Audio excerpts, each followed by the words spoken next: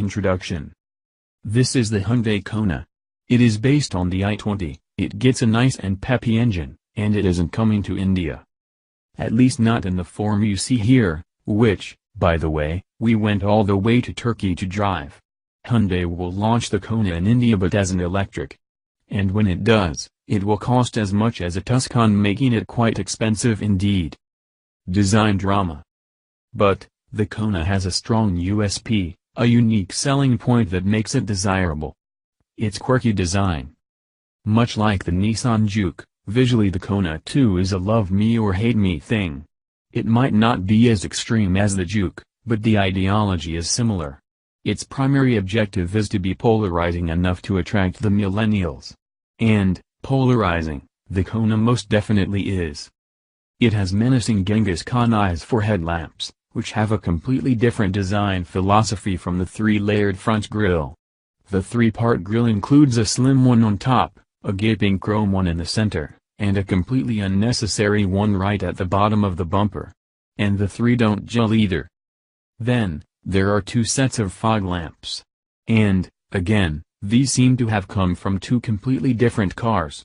The ones on top are surrounded by the heavy cladding and seem to have come off some military truck. The ones at the bottom meanwhile, are simple, unassuming and functional, like a simple workman's tool if you will. But, somehow, this kaleidoscope of different design elements actually comes together to produce quite an attractive car. And I say car here and not SUV because even though the Kona is marketed as the latter, it's still just a beefier hatchback. Inner workings.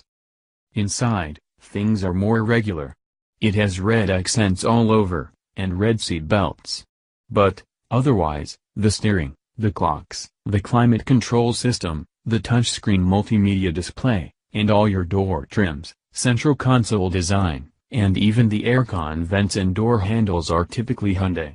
Clearly, the young and happening posturing is an exterior-only thing. Like we mentioned earlier, the Kona is based on the i20. So, there's just about enough space for 4 occupants inside. The shoulder and knee room is similar but the headroom seems to be a tad more than the hatchback. Compared to the Creta, however, the Kona definitely feels a size smaller. Driver's delight.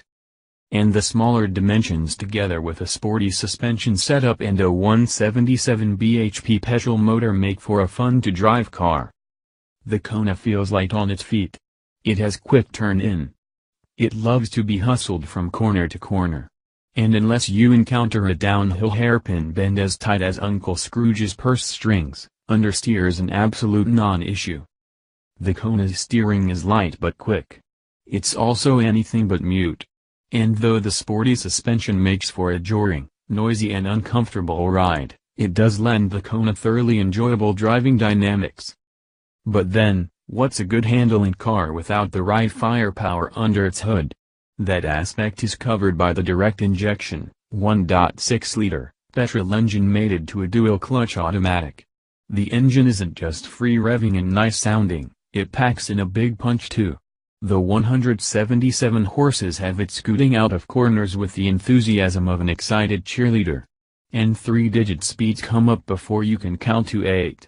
Moreover, when you take things easy, the engine still has enough grunt to make quick overtakes, even with the tachometer hovering under the 2000 revolutions per minute mark.